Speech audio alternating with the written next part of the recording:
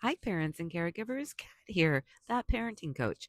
And let's have a real talk in the egg chair. And not the Pollyanna kind of talk, nor the perfect parent version. We're going to do the real, uncomfortable, nobody talks about it kind of version. Because some of you, my friends, are carrying things so heavy behind those closed doors, and you feel lonely, and it's embarrassing, and sometimes it's terrifying. And I just need you to know you are not the only parent going through this. You're not.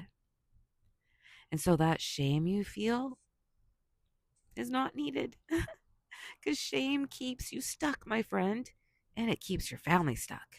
So let's talk about it so that shame can be gone. All right, let's take a deep breath in and out.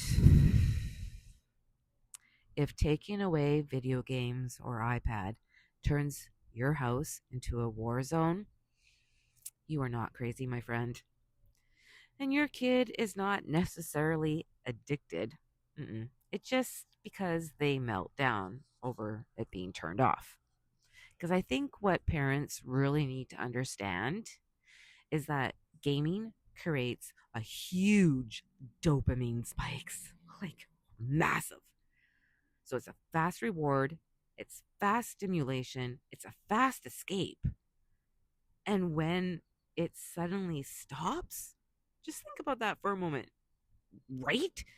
The nervous system is going to crash. And that is why those reactions can feel massive. Like you cut off their dopamine supply. So, does that mean just let them game forever?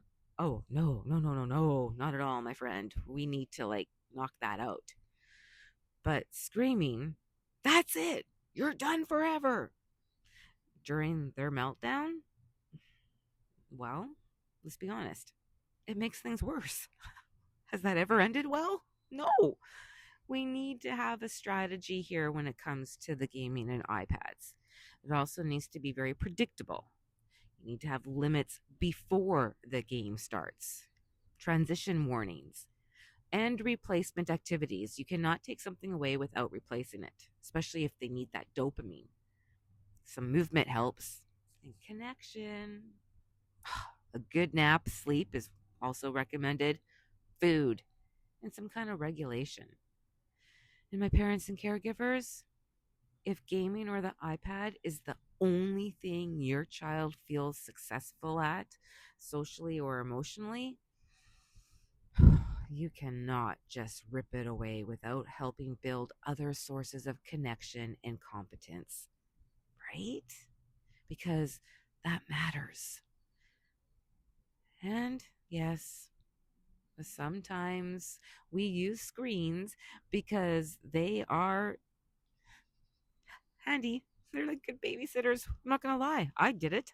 Of course, you're tired. You got to make dinner. I get it. And that does not make you lazy. Not at all, my friend.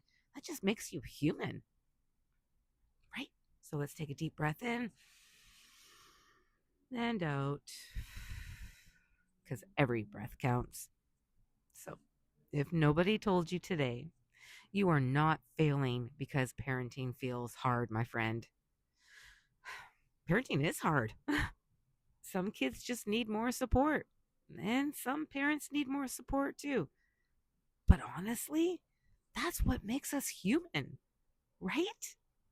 So be sure to follow for some more real talk, brain science, nervous system support, and strategies that will actually work. Because parenting can be hard, and it was never, ever meant to be done alone. You got this.